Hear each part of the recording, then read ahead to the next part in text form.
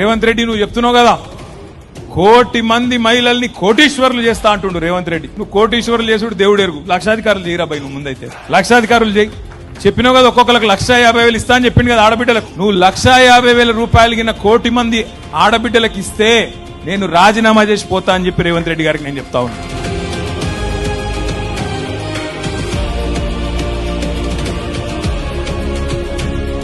హైదరాబాదులు ఖైరతాబాదులు మీరు నమ్మలే హైదరాబాద్ లో ఒక్కడు కూడా కాంగ్రెస్ నమ్మలే. ఒక్క సీటు కూడా ఇయ్యలే మీరు కాంగ్రెస్. మీరెవరన్నా నాగేందర్ కోటేసినారు, నాగేందర్కి వేయలే. కేసీఆర్ మీరంతా మాకు తెలుసు.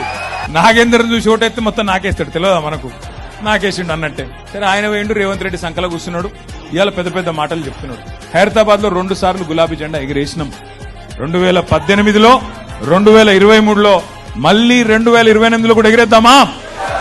పక్కానా? 2 ఏళ్ల లోపలనే కేసీఆర్ సార్ను ముఖ్యమంత్రి చేసుకుని తెలంగాణ రాష్ట్రాన్ని తిరిగి మళ్ళా పట్టాలెక్కించుకుందాం. హైదరాబాద్ నగరాన్ని మళ్ళీ అభివృద్ధి బాటలో ముందుకు నడుపుదామని చెప్పి జై తెలంగాణ.